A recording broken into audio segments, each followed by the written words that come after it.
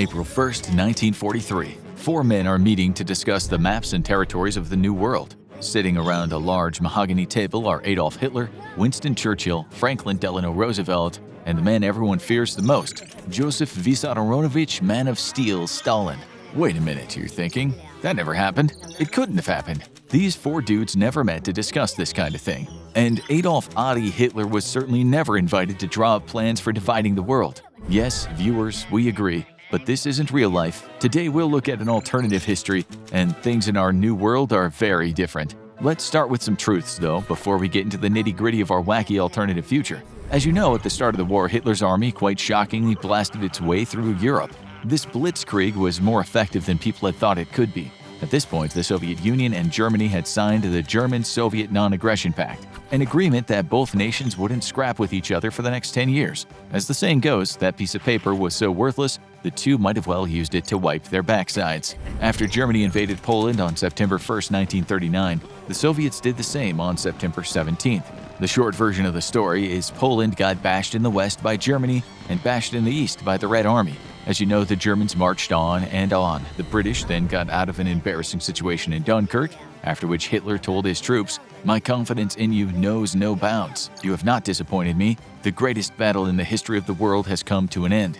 Churchill knew what was coming. He later said in a speech, "Hitler knows that he'll have to break us on this island or lose the war. If we fail, then the whole world, including the United States, including all that we've known and cared for, will sink into the abyss of a new dark age." No one gave Britain a chance. Those in the US who knew the war's ins and outs understood only too well that Britain was about to get steamrolled.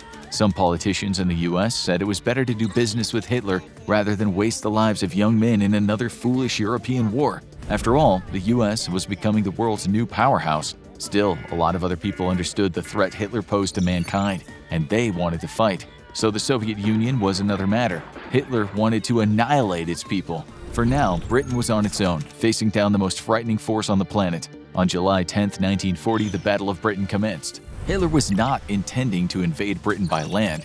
He did have a plan for that, Operation Sea Lion, but he'd rather not let it get to that. After all, the little island had been all but impossible to invade over the centuries. Hitler thought that he could do it, but his commanders warned him of how hard it would be. So he thought if his air force could do enough damage, the Brits would back out of the war and leave Hitler to do his worst elsewhere. So the battle was fought in the skies. British Spitfires and Hurricanes went up against Germans' Messerschmitt Bf-109s and the bombers, the Ju-87s. These skirmishes happened frequently, and the British were much better than most people had thought. On one day alone, August 18th, the Germans lost 69 planes, the British lost 34. Churchill said later, "Our airmen have had a grueling time, but as each day passes, the more magnificently they seem to carry on the fight." He was right. For once, Germany was looking like the weaker side. Hitler was not a happy man. The British weren't supposed to be this good. They didn't just have air superiority in terms of skill, strategy, and arguably hardware, but they had very clever technicians down below that could jam German radio signals and read German communications. By October, the Luftwaffe had lost 1,294 planes compared to Fighter Command 788. This was an embarrassment to Hitler, so he did what anyone would do and decided it was time to kill a bunch of British civilians. He hit them where it hurts, he thought, and the country could turn against its leaders. On September 7th, Hitler started a bombing campaign, what the British called the Blitz. The Germans dropped tens of thousands of tons of bombs on important English sites and also on the people who, it seems, were quite resilient. Not what Hitler wanted.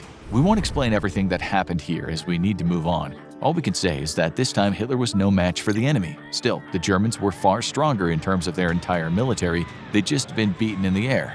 Many British had celebrated as if they had won the war, and that was that. But all they'd really done was wafted away a bird of prey. If it were a video game, they'd only have beat the first boss on level 1. Like in many video games, the boss had retreated, vying to return and finish the job next time.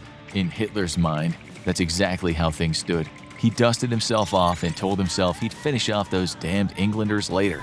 On June 22, 1941, a bunch of Russian border guards at the Bug River Bridge in Poland were called over by some German guards. The Germans said they just wanted to chat.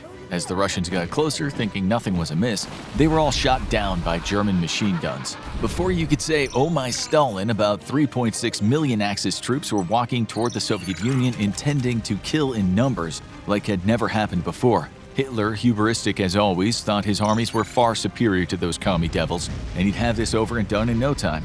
His confidence ultimately lost him the war. But what if this didn't happen? What if instead Hitler focused on Britain, throwing as much manpower as possible at the little nation? That's 3.6 million Axis troops not fighting in the Soviet Union, and instead being sent to invade Britain. We know from various biographies of Stalin that his aspiration was to spread communism around the globe. He hated the Germans and distrusted Hitler. He was just waiting for the Germans to weaken before he attacked them. Some scholars say he had written a plan to attack Germany in 1941, but that's been debated. As the Germans fought, Russia made money by selling the Germans oil and food. So we think that if the Germans concentrated entirely on beating Britain, Stalin would have probably bid his time. He would have waited. He might have been half mad, but he was certainly as canny as they come. Britain and Germany fighting to the death would have been wonderful for Stalin in his dream of world domination. He would have waited it out while using German money to strengthen his military. The Nazis would not have launched Operation Sea Lion, though, while the RAF had so much control in the sky. But what if that air battle just went on and on? Since no one was winning outright, it would have turned into what's called a war of attrition. That's when two sides try to wear each other out. Let's also imagine that now Hitler has decided to keep fighting in Britain. He's made the clever move of concentrating bombing British airfields. Also in this scenario, Hitler accepts the help of Italy's Benito Mussolini and receives high-quality fighter aircraft from his fellow fascist ally to maintain his war effort in the British skies. Many academics agree that things would have likely been different if Germany had done this. Nonetheless, Hitler would have still hoped for Britain to capitulate and sign a deal. He never wanted to throw everything in the German arsenal at Britain. That was dangerous. Still, let's just imagine he did. Hitler knew that the Brits had the best navy in the world. Launching a land invasion would have been darned miserable for the Germans. The proud British would have thrown everything at the Germans too. As a German naval commander said, a German invasion of England would be a matter of life and death for the British, and they would unhesitatingly commit their naval forces to the last ship and the last man in an all-out fight for survival. Germany lacked good landing crafts, so getting troops, tanks, and other vehicles across to England would have been hard to say the least. It would have meant a huge swath of the German army being killed, and God knows how many British. Basically, this battle would have become the main part of the war, something akin to Operation Barbarossa in our timeline. No one doubts the Germans had a stronger military, but invading that island would have been very hard.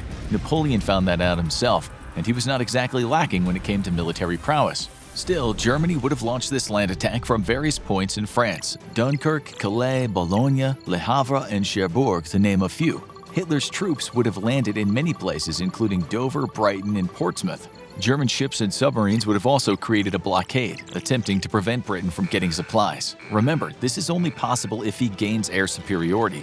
But if Germany had ignored the Soviet Union, we think that this isn't unlikely.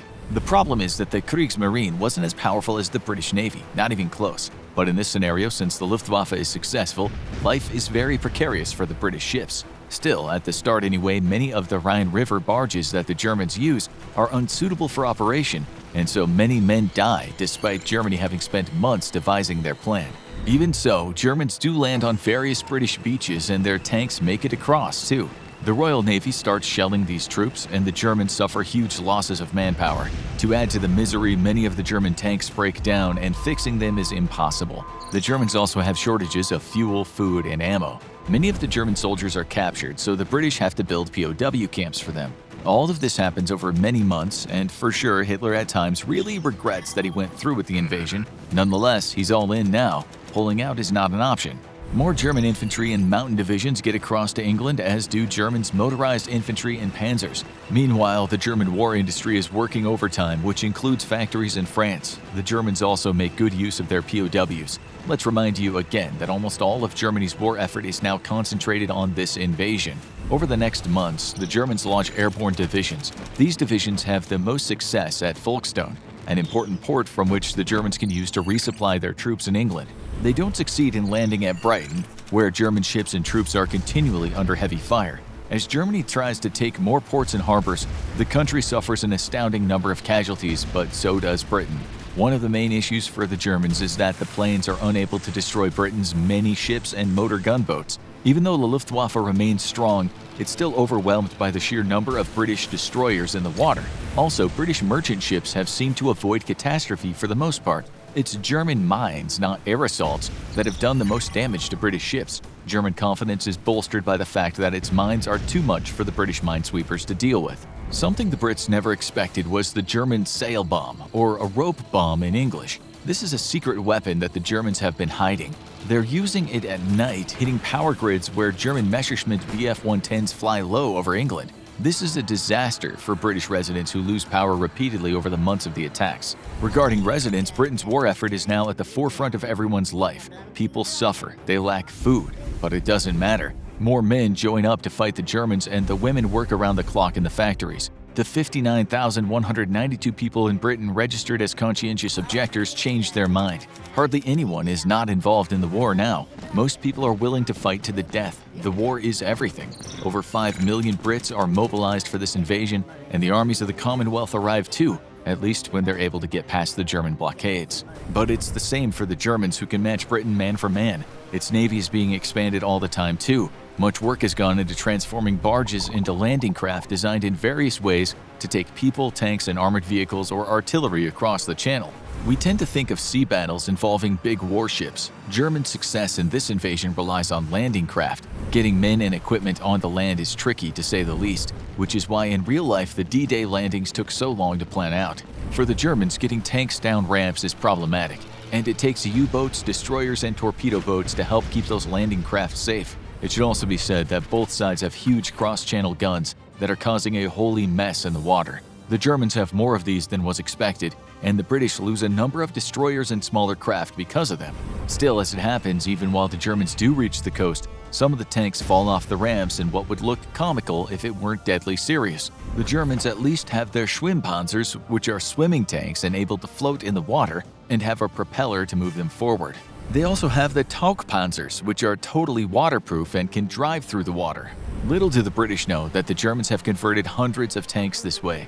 They've also developed the Seeschlange, or Sea Snake, a floating bridge that can be attached to ships from where vehicles and men can disembark.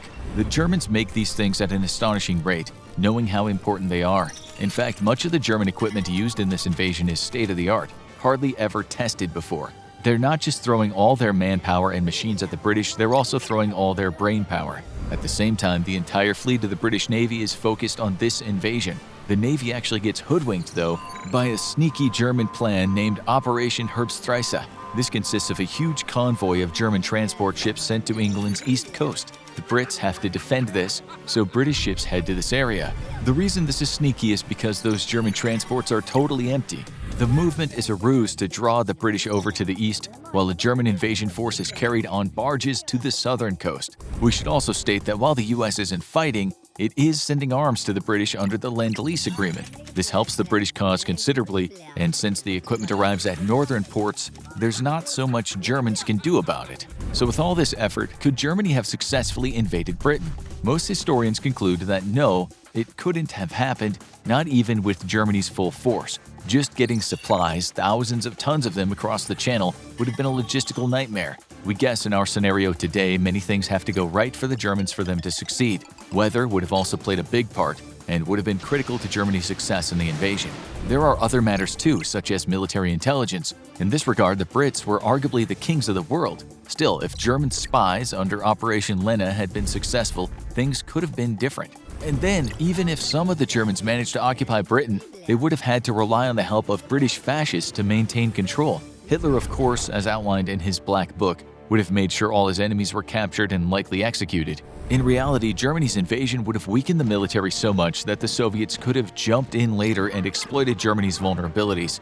Europe falling to the fascists or the communists was not great news for the US. As Churchill had warned, it could have been next. The relationship between Germany and the US and the Soviet Union was a complicated one. Let's remember, Time magazine had Stalin as Man of the Year twice, and Hitler won it in 1938. This didn't mean Time was saying Hitler was a good man, just that he had considerable power. He had the most influence that year, good or bad. Time wrote, without loss of blood, he reduced Czechoslovakia to a German puppet state, forced a drastic revision of Europe's defensive alliances, and won a free hand for himself in Eastern Europe by getting a hands-off promise from powerful Britain and later France. Adolf Hitler, without a doubt, became 1938's Man of the Year.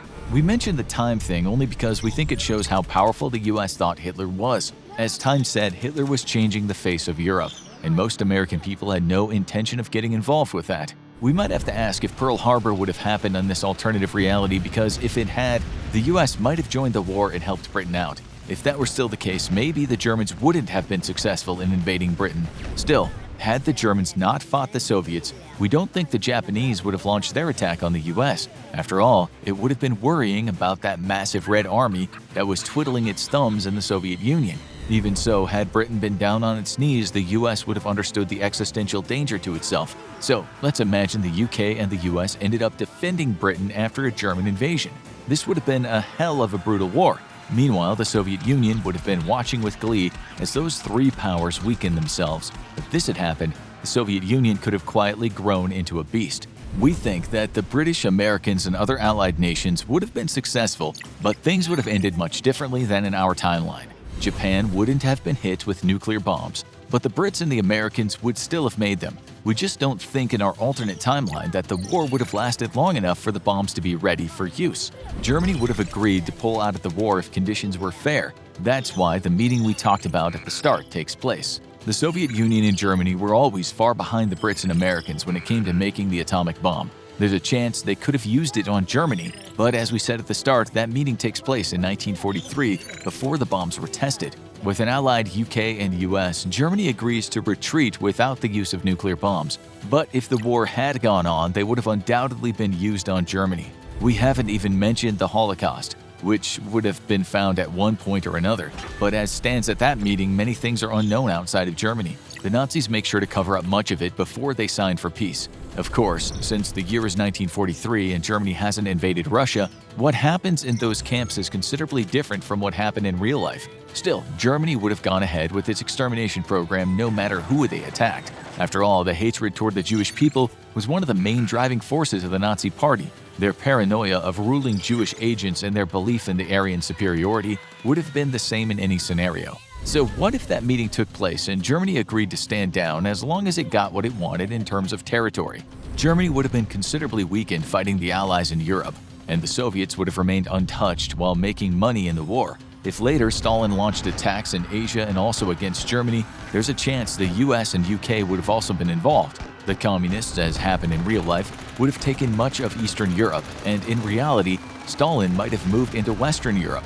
Germany would be destroyed, not being strong enough to defend itself. The Cold War was unavoidable. The Soviet Union would be the strongest country since the US and UK had thrown so much into their war with Germany. The one thing that scares and annoys Stalin, though, is the fact that the alliance of the US and UK came up with a nuclear bomb before he does. As happened in real life, the Cold War would have ensued, just with a stronger Soviet military and a weakened Allied military. Still, the outcome in the end would have been pretty similar to what happened in real life. What might have been different is the US launching a nuclear strike against the Soviets. We're just not sure what the Soviets would have had to do to make that happen. It's very likely, though, that those first bombs could have fallen on Russia rather than Japan. Now you need to watch Hitler's Plans for the World if he won, or have a look at Europe if Hitler won.